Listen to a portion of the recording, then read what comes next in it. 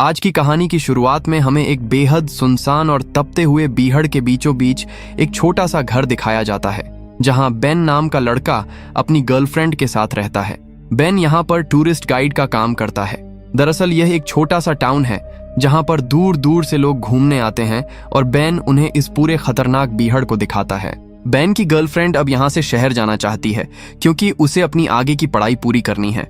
वह बेन को अपने साथ शहर चलने के लिए कहती है, लेकिन बेन साफ मना कर देता है क्योंकि बेन को यहाँ पर इस शांत जगह पर रहना अच्छा लगता है और उसका काम भी यहीं पर है। बेन अपनी गर्लफ्रेंड को एक गन देता है और कहता है कि मुझसे एक वादा करो, हमेशा रात को सोने से पहले तुम इसे अपने तकिए के नीचे अपनी सेफ्टी के लिए रखोगी। वह मुस्कुराते हुए कहती है कि हाँ, मैं बिल्कुल ऐसा ही करूंगी, और इसके बाद वह वहां से शहर के लिए चली जाती है। उसके जाने के बाद बेन को इस अकेलेपन में उसकी बहुत ज्यादा याद आती है। अब बेन को पास ही के टाउन से शेरिफ अपने पास बुलाता है और कहता है कि मेडिक नाम का एक बहुत बड़ा और अमीर बिजनेसमैन जो कि लॉस एंजलिस में रहता है, वह यहाँ पर आया है और उसे एक बेहतरीन टूरिस्ट गाइड की जरूरत है। दरअसल वह इस डेजर्ट में डेजर्ट हॉर्न शीप का शिकार करना चाहता है, जिसे ढूंढ पाना और उसका शिकार करना बहुत ही मुश्किल काम है। इसीलिए अब वो बेन को हायर करना चाहता है, जिसके बदले वो बेन को एक दिन के $8,000 देगा। बेन के लिए यह कीमत बहुत बड़ी होती है क्योंकि इतने पैसे आज तक उसे किसी ने एक साथ नहीं दिए थे। इसीलिए बेन बिना ज्यादा सोचे उसके साथ चलने के लिए मान जाता है। बेन जब उसके साथ बाहर आता है तो वह देखता है कि उसके पास सारे लोग शिकार करने के लिए आते हैं। यहाँ पर शिकार करना लीगल है, लेकिन यह नियम सिर्फ उन लोगों के लिए है जिनके पास लाइसेंस वाली गन है। अब ये दोनों बीहड़ के उस खतरनाक हिस्से में पहुंच जाते हैं जहां पर इन्हें शिकार करना है, पर अब तक सूरज पूरी तरह ढल चुका है और रात हो चुकी है। ये एक जगह आग जलाते हैं जहां पर वे आराम से एक दूसरे से बात करते हैं। बेन उसे अपनी गर्लफ्रेंड के बारे में बताता है जो कि अब सिटी मूव हो चुकी है।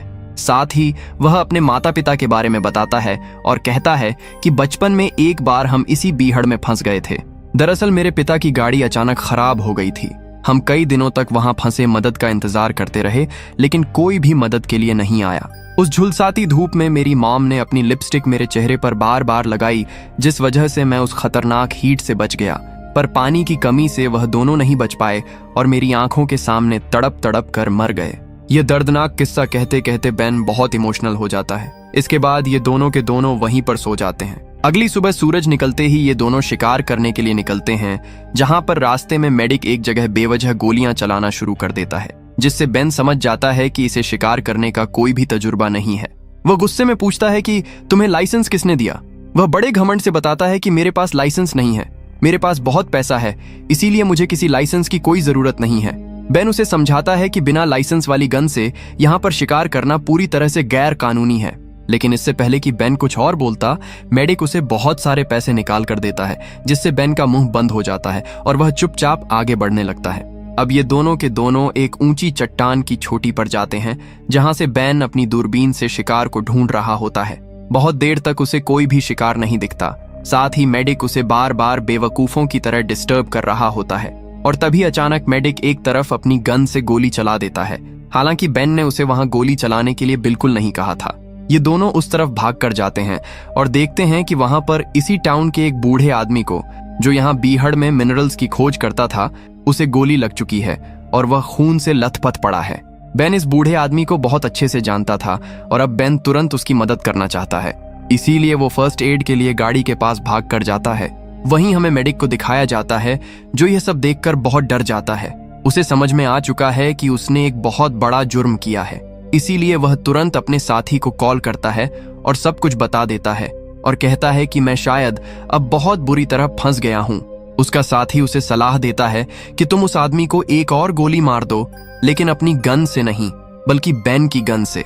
और इसके बाद मेडिक बिल्कुल ऐसा ही करता है। गन की तेज आवाज सुनकर बेन वापस भाग कर आता है और देखता है कि उस बूढ़े आदमी के शरीर में अब 2 गोलियां हैं। वो मेडिक से चिल्लाकर पूछता है कि तुमने ऐसा क्यों किया। मेडिक बड़ी चालाकी से कहता है कि ये मैंने नहीं किया, बल्कि तुमने किया है।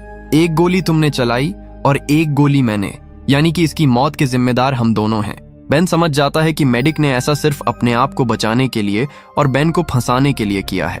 और इसके बाद मेडिक उसे लालच देते हुए कहता है कि अगर तुम इस बारे में किसी को कुछ नहीं बताओगे तो मैं तुम्हें हर साल के 3 लाख दूंगा। साथ ही यूनिवर्सिटी में तुम्हारा एडमिशन भी करवा दूंगा, जिसके बाद तुम शहर में आराम से अपनी गर्लफ्रेंड के साथ रह सकते हो। पैसों और अपने फ्यूचर के बारे में सोचकर बेन उसकी बात मान जाता है, जिसके बाद ये दोनों के दोनों उस बूढ़े आदमी को वहीं रेत में दफना देते हैं, उसकी शांति के लिए प्रार्थना करते हैं और अपनी गाड़ी के पास वापस आ जाते हैं। वहां पर मेडिक पानी को वेस्ट कर रहा होता है और आराम से अपना मुंह धो रहा होता है। ये बात बेन को बिल्कुल अच्छी नहीं लगती, क्योंकि इस सूखे बीहड़ में पानी मिलना बहुत ही मुश्किल है। बेन चुपके से गाड़ी के पास आ जाता है जहां पर उसका बैग रखा हुआ है। उसके पास एक छोटा सा गैजेट है जिससे वह इमरजेंसी मैसेज भेज सकता है। इससे पहले कि वह शेरिफ को मैसेज भेजता, यहाँ पर मेडिक उसे पीछे से देख लेता है और तुरंत गन पॉइंट पर ले लेता है। मेडिक गुस्से में कहता है कि तुम्हारे और मेरे बीच में एक करार हुआ था जिसके मुताबिक तुम इस बारे में किसी को कुछ नहीं बताओगे, लेकिन तुमने धोखा देकर उस करार को तोड़ दिया। जिसके बाद वह उसके गैजेट को पैरों तले कुचलकर तोड़ देता है, साथ ही गन तान कर कहता है कि तुम अपने सारे कपड़े उतारो। बेन को अपनी जान बचाने के लिए उसकी बात माननी पड़ती है। मेडिक उसके कपड़े और जूते उतरवा देता है और कहता है कि अब तुम इसी तरह से नंगे पैर अपने घर जाओ। बेन को उसकी बात माननी पड़ती है और अब वह उस तपते हुए बीहड़ में चलना शुरू कर देता है। मेडिक को अच्छे से पता है कि बेन इस तरह से घर कभी नहीं पहुंच सकता, बल्कि इस भयानक गर्मी और प्यास से उसकी मौत हो जाएगी। जिसके बाद उस बूढ़े आदमी, जिसका नाम चार्ली था, उसकी मौत का पूरा इल्जाम बेन के ऊपर आ जाएगा, क्योंकि उस बूढ़े आदमी के शरीर में एक गोली बेन की भी है। पुलिस को यही लगेगा कि बेन उसे मारकर भाग रहा था और रास्ते में भूख और प्यास से तड़प कर मर गया।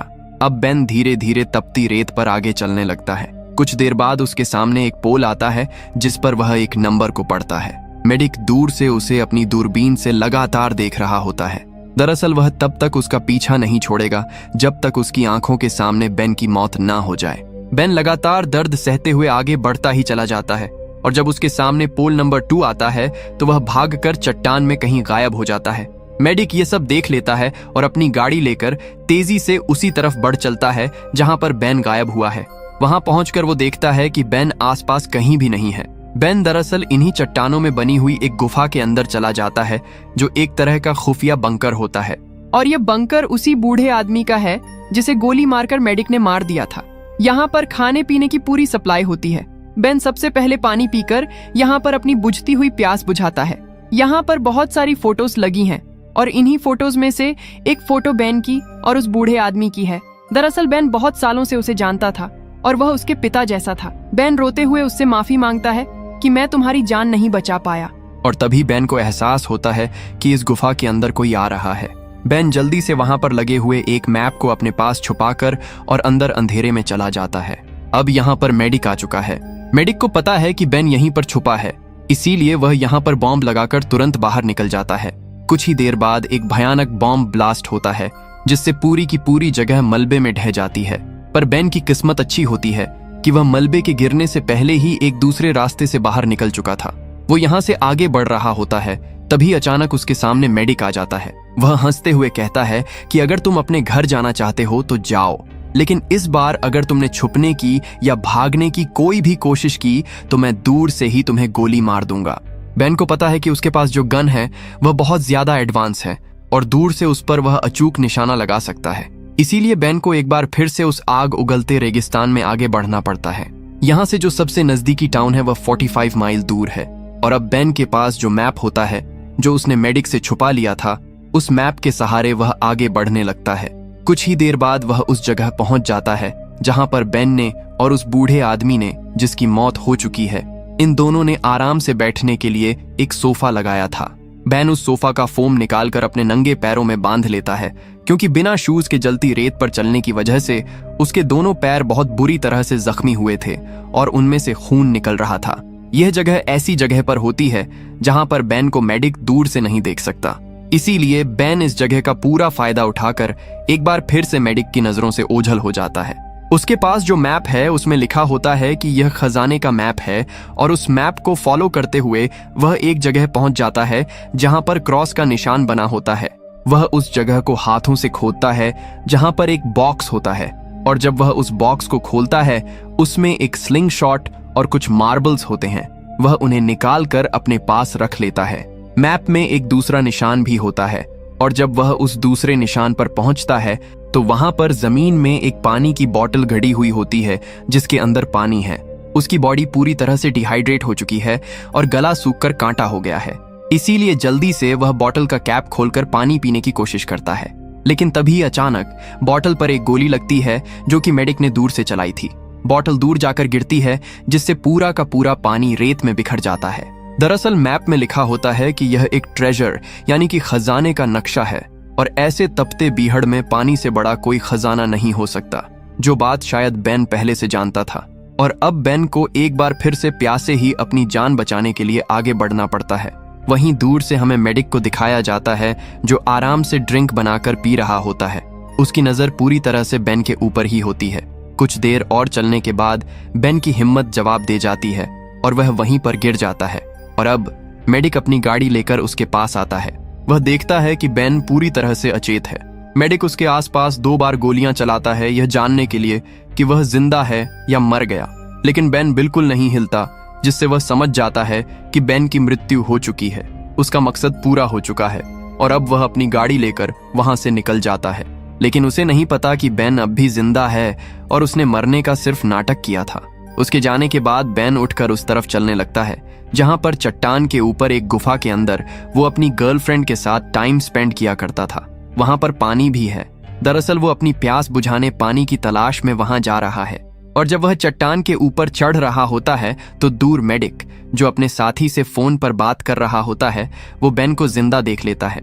और अब उसे बेन पर बहुत भयंकर गुस्सा आता है और वह बेन पर ताबड़तोड़ गोलियां चलाता है। लेकिन बेन किसी तरह से अपनी जान बचाकर और उसकी गोलियों से बचकर उस गुफा के अंदर पहुंच जाता है जहां पर पानी होना चाहिए। लेकिन बदकिस्मती से यहाँ पर पानी नहीं होता, इसीलिए बेन को बहुत गुस्सा आता है। वहीं मेडिक बाहर से चिल्ला चिल्ला कर कहता है कि सरेंडर कर दो, तुम्हें मुझसे कोई नहीं बचा सकता। लेकिन बेन अब रात होने का इंतजार करता है ताकि रात के अंधेरे में वहां से निकल सके। रात हो जाती है और मेडिक ने अपनी गाड़ी की लाइट्स उस तरफ जला रखी होती है जिस गुफा के अंदर बेन है। बेन चुपके से दूसरे रास्ते से बाहर आता है। वह देखता है कि मेडिक बाहर पी कर रहा है और इसी बात का फायदा उठाकर वह गाड़ी से अपनी जैकेट निकाल लेता है, क्योंकि बीहड़ में रात को बहुत ज्यादा कड़ाके की ठंड हो जाती है। मेडिक जब गाड़ी में आता है तो समझ जाता है कि बेन यहाँ पर आया था। वह अपनी गाड़ी को स्टार्ट करके तेजी से बैक करता है। गाड़ी के ठीक नीचे बेन होता है और वह जल्दी से पत्थरों के पीछे छुप जाता है, जिसके बाद मेडिक उसके ऊपर जानलेवा बॉम्ब फेंकता है। बेन के पास वही स्लिंग शॉट होता है जिससे वह एक मार्बल का निशाना लगाता है और निशाना सीधा मेडिक के सर पर जोर से लगता है, जिससे मेडिक वहीं पर बेहोश हो जाता है। मेडिक को जब होश आता है तो वह रस्सियों से बंधा हुआ होता है। वह गाड़ी के पीछे बैठा होता है और अब सुबह हो चुकी है। वह देखता है कि बेन गाड़ी के बाहर है, जिसके बाद बेन गाड़ी चलाकर मेडिक को सीधा शेरिफ के पास ले जाता है और उसे सब कुछ सच सच बताता है कि किस तरह से मेडिक ने उसी के दोस्त बूढ़े आदमी को, यानी कि चार्ली को बेरहमी से मारा था। साथ ही शेरिफ को वह पैसे भी देता है जो उसे मेडिक ने दिए थे ताकि वह अपना मुंह बंद रखे। और अब मेडिक का जुर्म पूरी तरह से साबित हो चुका है। और अब बेन मेडिक के पास जाता है, उसे उल्टा सीधा कहता है और अपना गुस्सा निकालता है। कुछ देर के बाद मेडिक कहता है, मुझे वॉशरूम जाना है।